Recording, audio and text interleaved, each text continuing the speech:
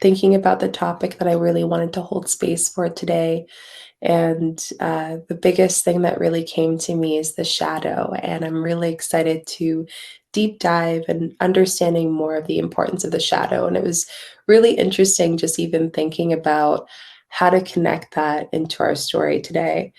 And the first thing that came up as I was meditating on it was the thought of us looking at shadows as a child. And I know for me, and I know a lot of kids, we tend to be scared of our shadows or even the dark. I know I was someone who was scared of the dark for most of my life. And it was something that was yet so eerie, yet had so much intrigue to it. And I see that almost as a representation of the importance of our depth of our shadow.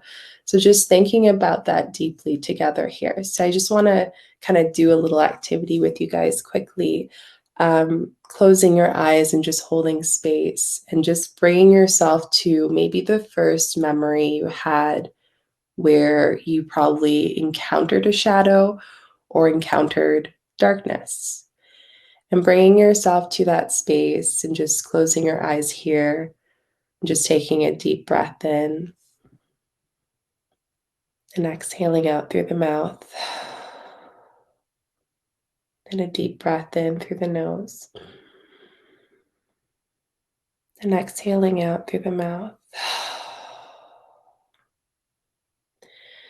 And if you can't really think of a memory that comes up to you, or maybe it's a specific word or feeling, just really connecting with that. And as we connect to the shadow and the darkness in this space, understanding what comes up. Is it fear? Is it intrigue? Is it curiosity? Is it the sense of, confusion or release? And for me, when I was holding space for that, maybe for you, it's the same. It's this sense of wonder, curiosity that comes up. And just taking a deep breath into those words of shadow, into those words of darkness here, and exhaling and releasing out, and opening your eyes.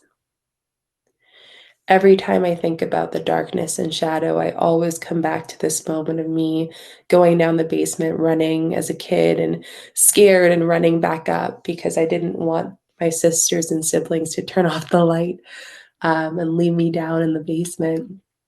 And it was so interesting because this analogy really represented the parts of me that I was kind of avoiding and the parts of us that maybe you might be avoiding as well.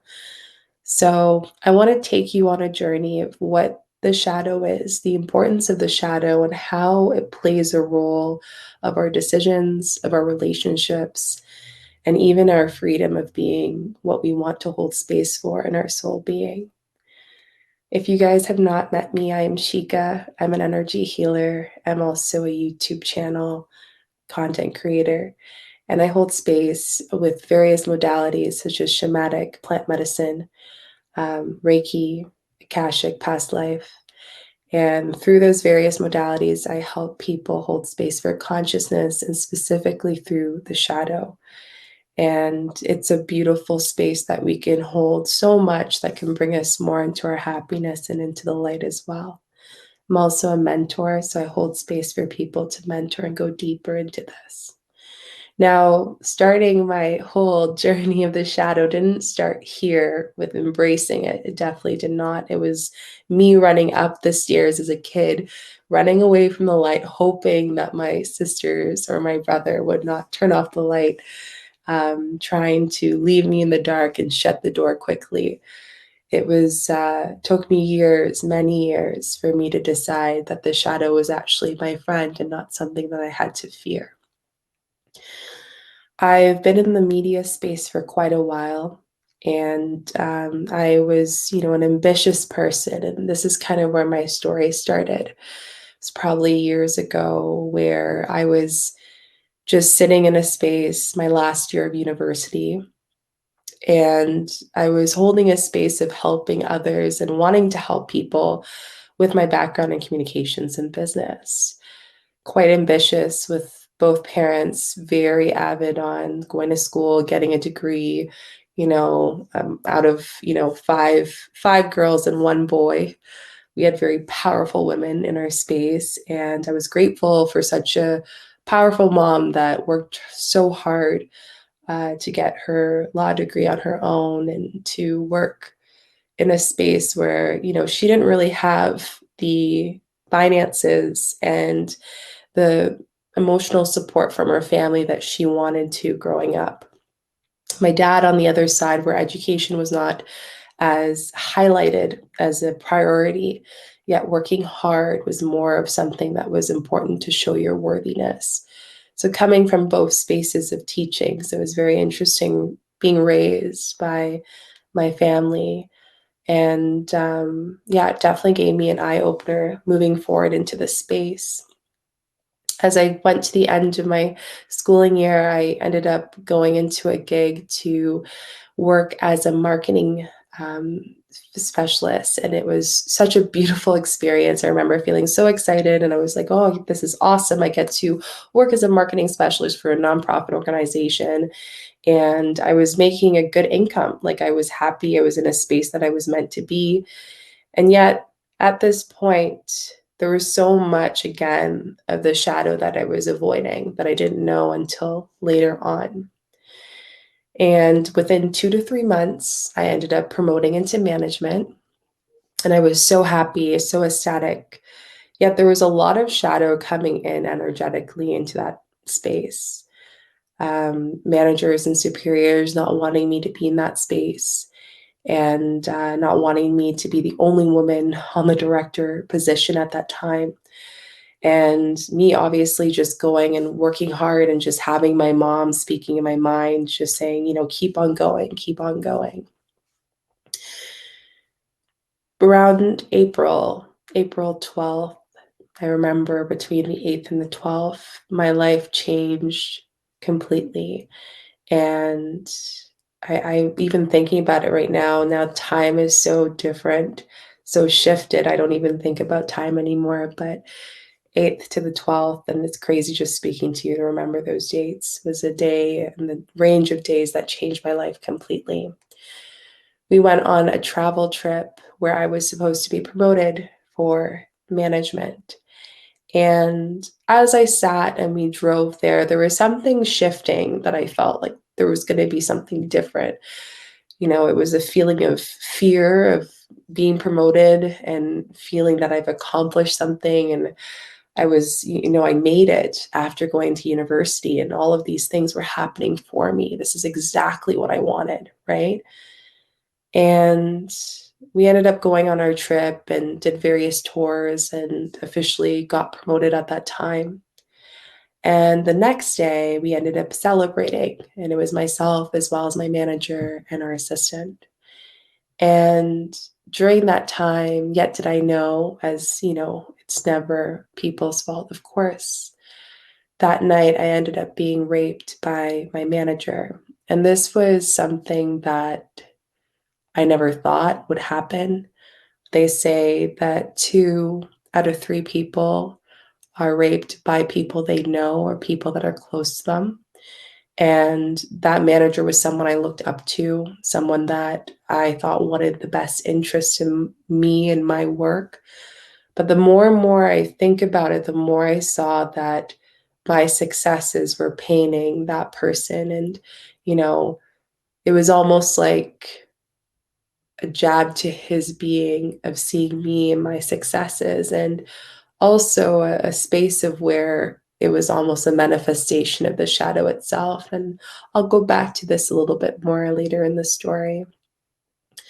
So at that night, I remember being in such shock, and I barely slept. And the next day, feeling still that strength, that power of a woman I was. And I directly went, and it's funny, I haven't shared this part with online. I haven't shared this specific moment, but it feels so good to share it here with you. And I remember that morning we went for breakfast, and my manager acted like nothing happened. And I remember feeling this anger, but I had this power and fire in me, and it was still there. And I went up to him and I said, Do you know what you did last night and it was unacceptable? Are you going to admit it? And he responded with, I don't know what you're talking about. And that's when the fire, that light in myself burnt out. And that's the day that I started to understand what my shadow was. And I was no longer the girl running upstairs. I was the girl in the basement in the dark, holding space for what felt was supposed to be an empowering moment of taking my voice. My voice was taken at that moment. And just thinking about it right now, it was just such an emotional whirlwind of an experience.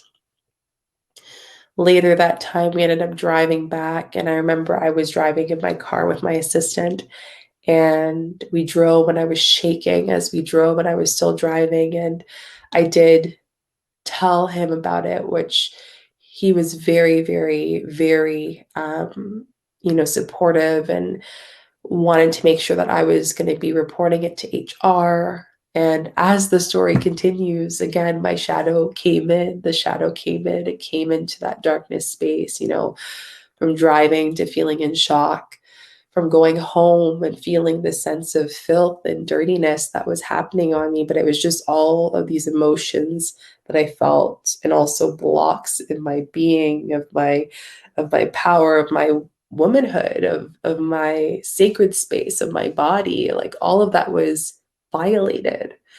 And as the violation sinked in, it was like a seep cover of the shadow came through.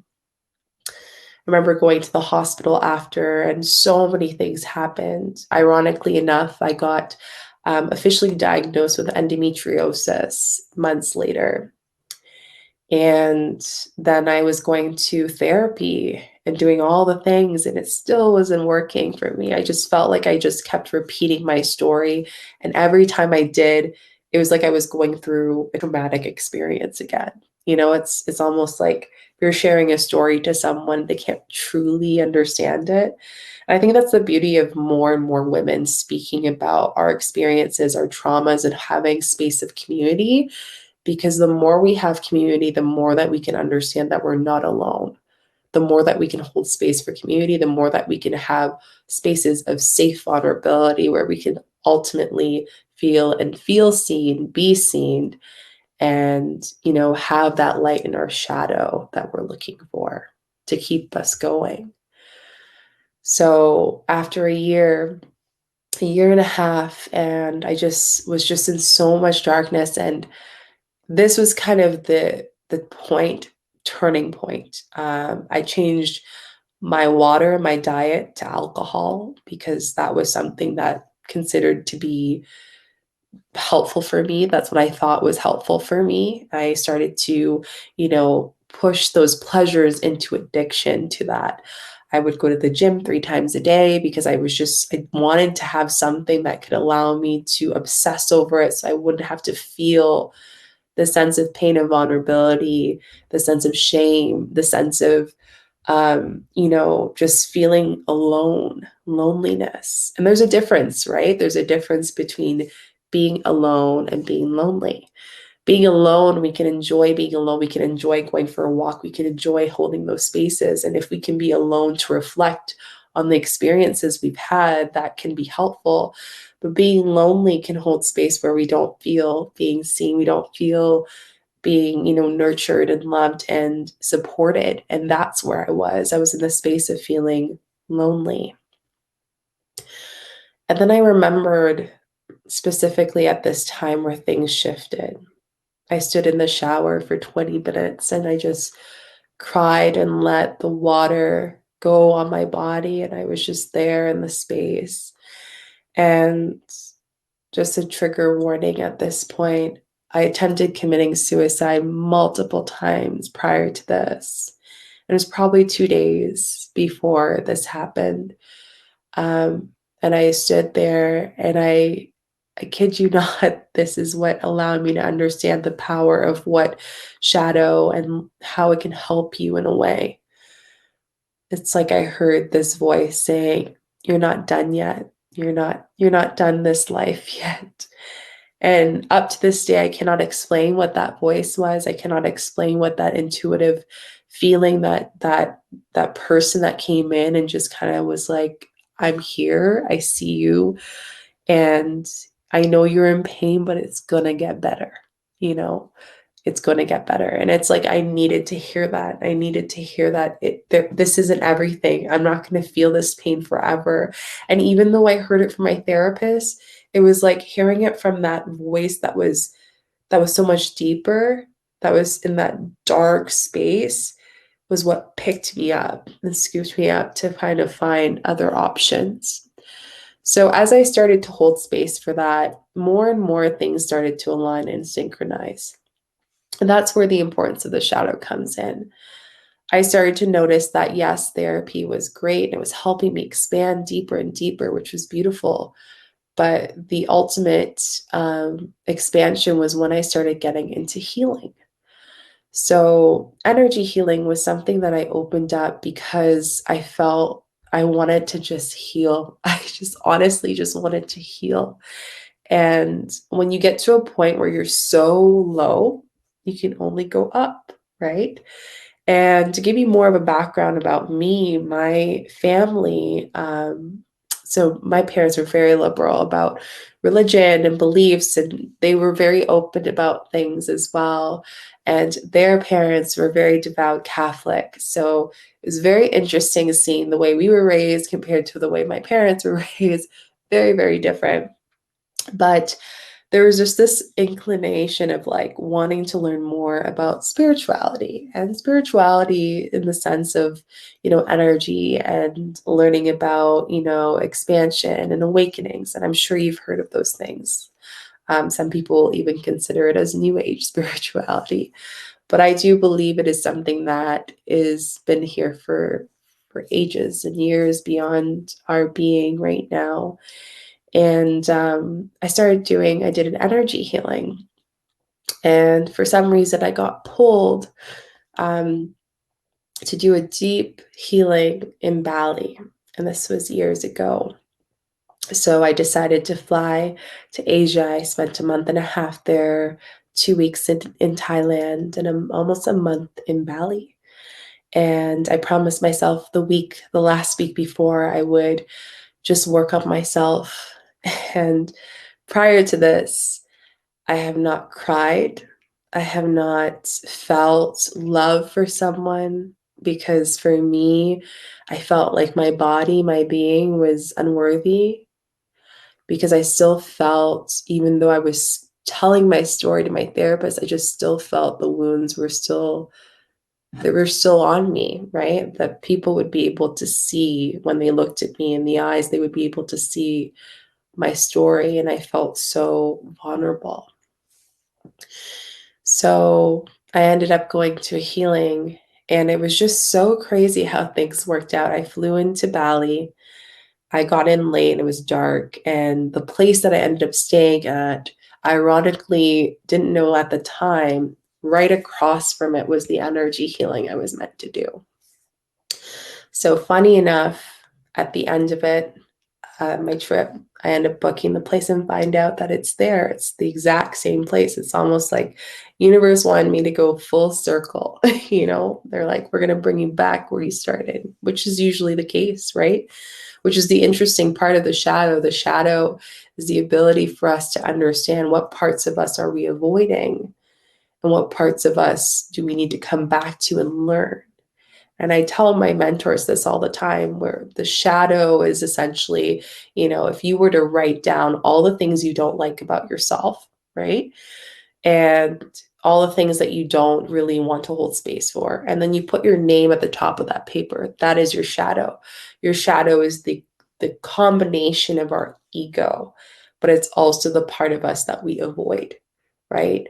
And when we avoid things, that's how we get into cycles. That's how we get into things where, why am I dating the same person? Why am I always ending up having this scenario always happen? Why do I always have issues with, comfortability of talking about money, or talking about love, or talking about my emotions, or abandonment? These are all the shadow that plays in, right?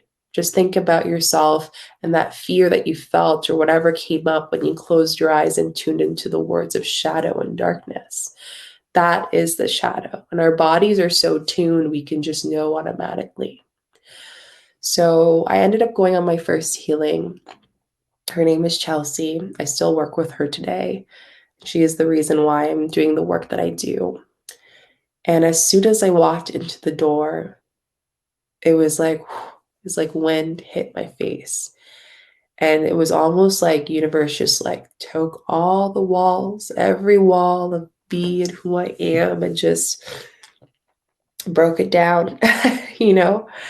And as soon as I got into the room, she said, have a seat. We closed our eyes. And I felt this intense energy in my heart and my sacral. And I just bawled. I just cried. And it felt like it was like a thank you cry. It's like, thank you for seeing me. Thank you for being here. Thank you for finally, like I was coming home to myself. I did an hour and a half healing with her. I haven't cried in 2 years. Like really cry. Have you ever, when was the last time you had a really good cry? Like a good cry is when you know you've done, you've released. And that's another part of our shadow. The importance of the shadow is to force us to release, to avoid resentfulness, to avoid body pains. If you have the ability to buy the book, The Power of Now, I would highly suggest it. Talks about the body pain and how every emotion we have in our body is beyond love. Tends to be based on an experience or trauma or something that we're taught as a young child or in our lifetime. So, it was like all of that just coming out. I was convulsing, I was crying, I was just bawling, it was just shaking. And I left that session feeling 200 pounds lighter. I went to my place and slept for 17 hours. And the biggest lesson I learned of that was that unless you allow vulnerability to happen, or unless you are open to allow someone to hold space for vulnerability, your shadow will continue to get bigger behind you until it comes in front of you and we have no other choice but to face it. And that's what happened. This buildup, and I can say this now because I'm at this point in my healing. But this buildup of what happened with the rape and my endometriosis, this was all a manifestation of, the emotional traumas I was holding from my younger self, of seeing my parents fight, of seeing my dad's anger and his violence, of seeing my mom and her pain and just wanting to be supported and loved. And all of that, along with the person who created the trauma and projected on me and their feeling of lack of love. And that created the shadow to come in, right? So essentially, if we are allowing ourselves to be vulnerable and to hold space in safe space, there's the ability for us to release things, within ourselves, generational trauma. It is crazy. And one of the biggest things I love to share with people is that energy is everything. Think about it on a scientific level, right? Atoms, like, is everything. We are atoms. Like everything you think, feel, breathe, it's atoms, right? And that's energy. So when I started doing into this work, and ever since that day, and continuously doing the healings and eventually coming to a space where I wanted to be a space holder myself, I truly understood that if it wasn't for the importance of the shadow, the importance of that day between April 8th and 12th, I wouldn't be here. I wouldn't be in this space.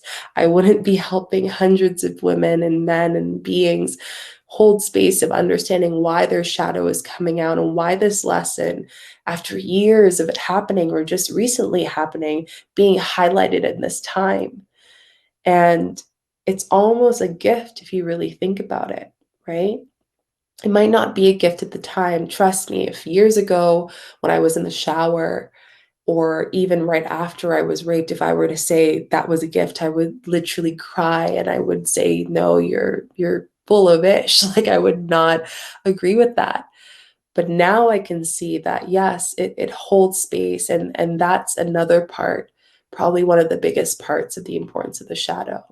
The shadow can allow us to shift our perspective of what is good and what is bad. Good and bad is not necessarily one thing or the other. They're only perceived depending on what you consider good or bad, depending on your experiences, depending on what you're taught, right? So, for example, you know, I can go around and say that because of what had happened to me, that I am now, my body is not good, that I cannot hold space for love, that I can have all of those things happen. But because I did my healing, I did the energy healing, and I held space and I was able to move and understand, like, why did this happen? What was held here? How can I hold space to forgive or even be on that space of forgiving? How can I hold space to connect with my wild woman and releasing it? When I started to understand that, that's when my perspective changed. And everyone's healing is different.